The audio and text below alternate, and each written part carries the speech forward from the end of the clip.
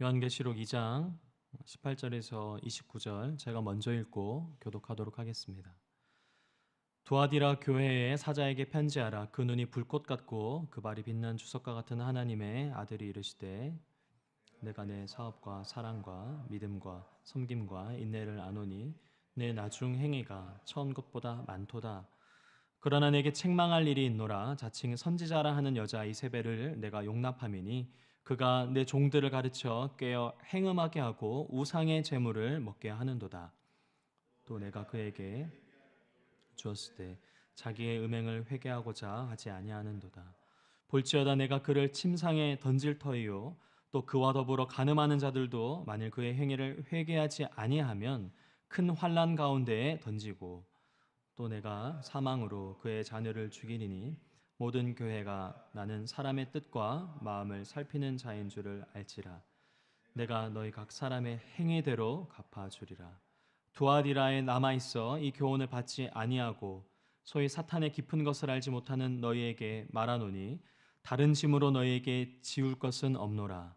다만 너희에게 있는 것을 내가 올 때까지 굳게 잡으라. 이기는 자와 끝까지 내 일을 지키는 그에게 만국을 다스리는 권세를 주리니 그가 철장을 가지고 그들을 다스려 질그릇 깨뜨리는 것과 같이 하리라. 나도 내 아버지께 받은 것이 그러하니라. 내가 또 그에게 새벽별을 주리라. 귀 있는 자는 성령이 교회들에게 하시는 말씀을 들을지어다. 아멘.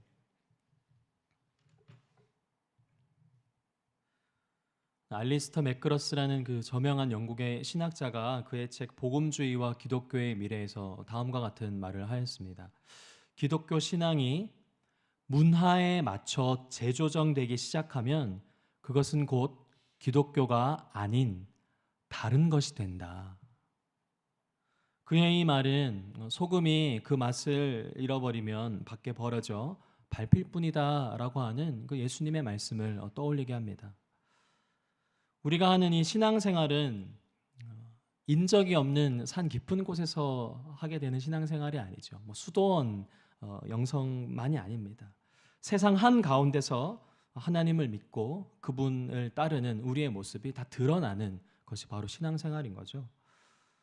그래서 복음을 우리가 소유하고 있으면서도 그 복음의 본질이 희석되지 않게 하는 것, 복음을 전하기 위해서 세상에 있으면서도 결코 세상과는 타협하지 않는 것이 참 어려운 일 같습니다.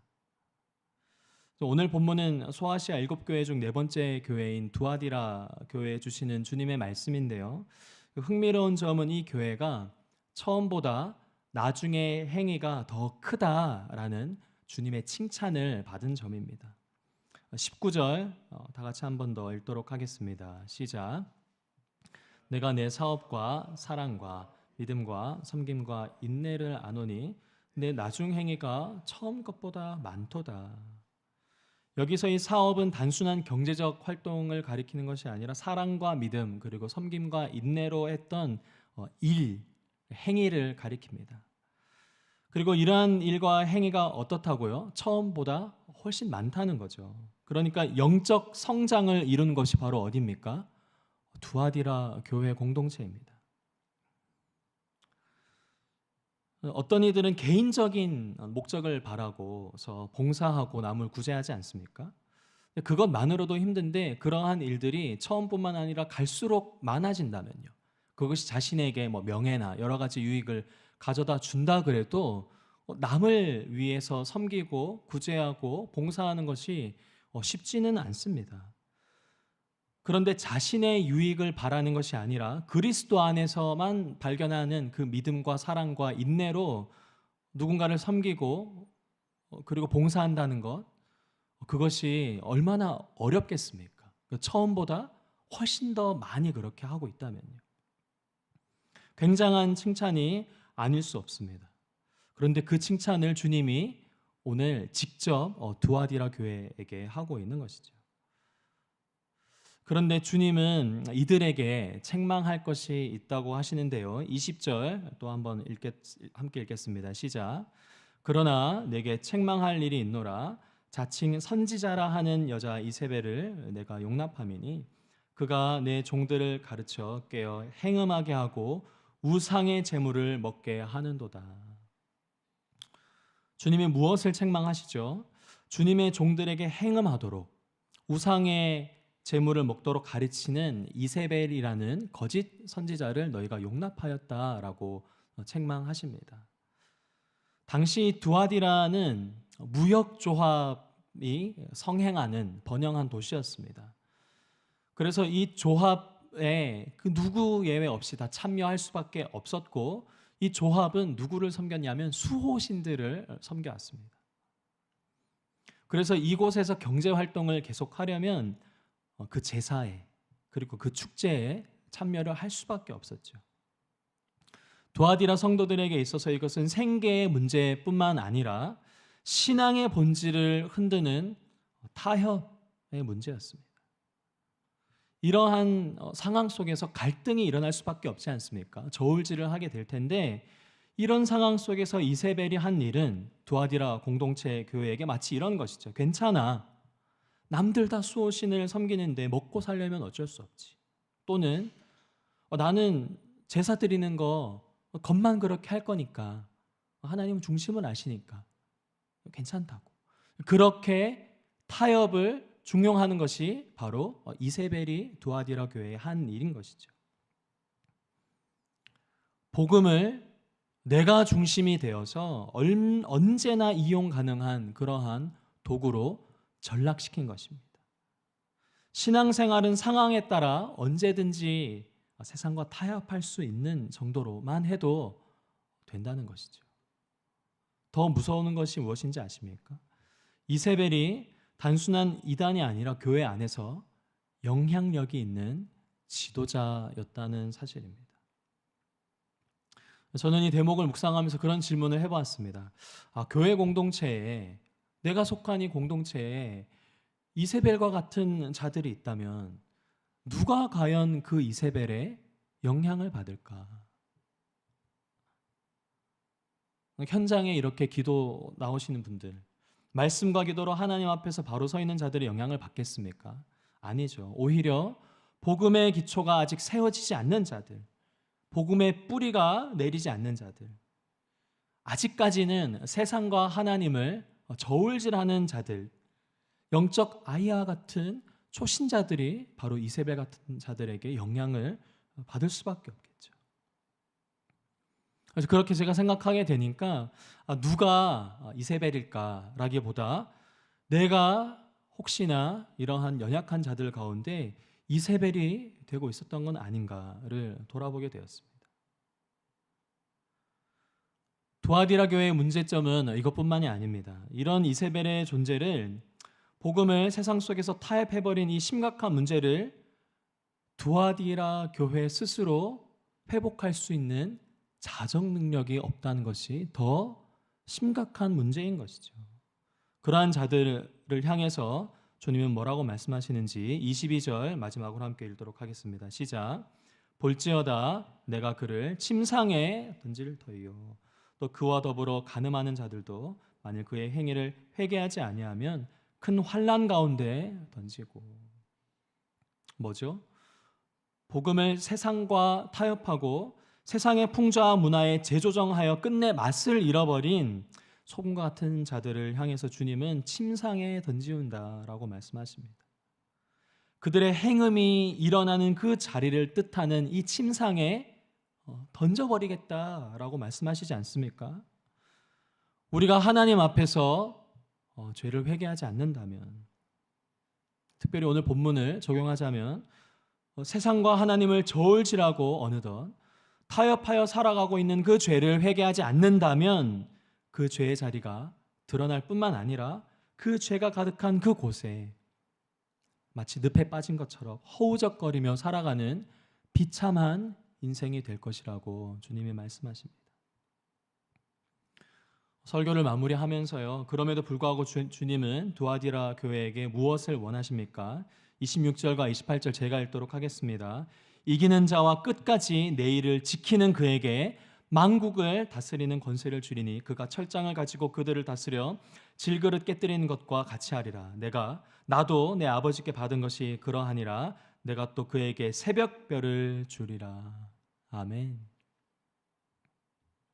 만국을 다스리는 권세를 주신다고 합니다.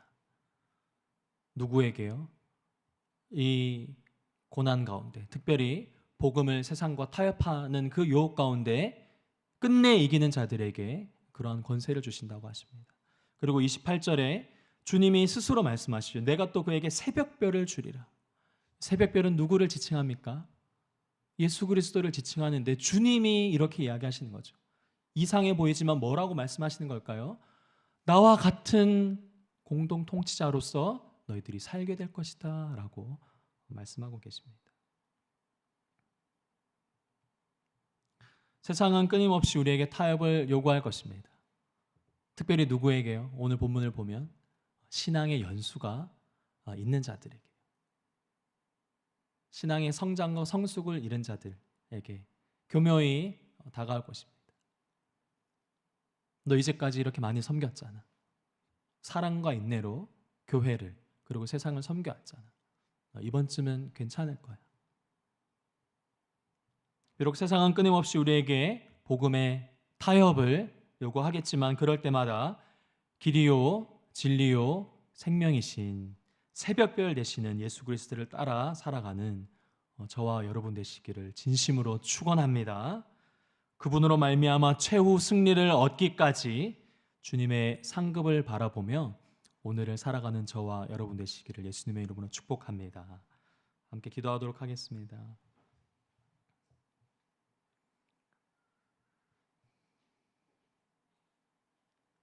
우리의 마음과 생각을 감찰하시는 하나님,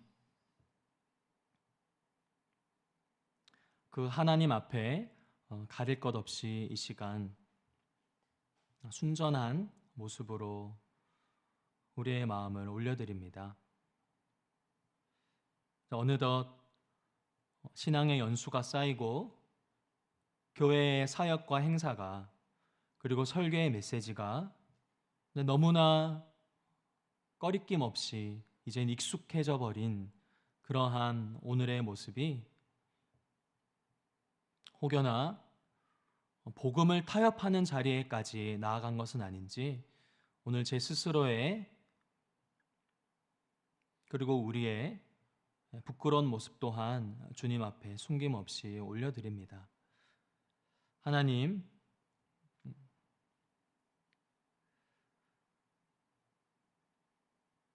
죄가 가득한 그 자리에서 우리를 친히 건지시고 구원하시며 또 다시 죄에 빠질지라도 회개하기를 누구보다 원하시는 그 주님을 의지하며 그 주님의 말씀을 붙들며 나아가는 모든 성도님들 되게 하여 주시옵소서. 그리하여 최후 승리를 얻기까지 오직 그리스도와 복음을 붙들고 능히 승리하는 모든 수지 예본교회 성도님들 되게 하여 주시옵소서. 그렇게 행하실 주님께 감사드리며 예수님의 이름으로 기도드립니다. 아멘. 우리 한 가지 기도로 함께 중보기도 하시고 개인 기도로 나아가시길 원합니다. 함께 기도하실 내용은 교회의 리더들을 위해서 함께 기도해 주십시오. 순장님들이 될 수도 있고 교사분들이 될 수도 있고 또 부교육자분들과 담임 목사님 위시하여 누군가의 앞에 세워져 있는 자들, 그들이 타협하지 않는 자들 되게 하여 주시옵소서. 그들의 일거수일투족이 인간의 모습이지만 그러나 그 연약함을 주님께서 은혜로 가리시고 주님의 형상이 드러날 수 있는 그러한 수지 예본교회 모든 리더들 되게 해달라고 함께 기도하시고 개인 기도로 하나님 앞에 나아가도록 하겠습니다. 함께 기도하겠습니다. 좋으신 하나님,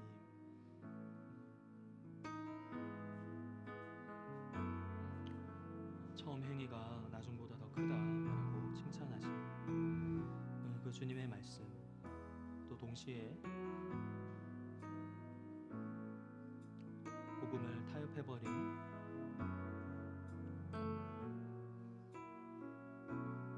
첫사랑을 잃어버린 그 모습이 다름 아닌 저에게 있음을 오늘 본문을 통해서 보게 됩니다. 주님 은혜로 우리의 연약함을 항상 가리시고 덮으시는데, 주님 그것이 어찌 그냥 이루어지는 일이겠습니까? 그리스도의 십자가 앞에 매일 나아와 자복하고 회개하는 그 가난한 심령에게 주어주시는 하나님의 한량없는 은혜인 줄 믿습니다. 주님, 이제는 익숙해지고 이제는 당연해도 어쩌면 문화로 자리 잡힌 우리의 신앙생활의 모습이 있다면 주님 처음 마음을 허락하여 주시옵소서. 무엇보다 교회의 리더들 주님이 보내시고 주님이 세우신 부장님들과 교사님, 또 교육자분들과 담임 목사님까지 주님 신앙의 성장을 이룬 만큼 더 크신 하나님의 은혜가 필요한 불완전한 죄인임을 고백하고 우리의 약함은 덮으시고 주님의 강하심만이 드러날 수 있도록 주님이 늘 은혜로 성령으로 충만케 하여 주시옵소서.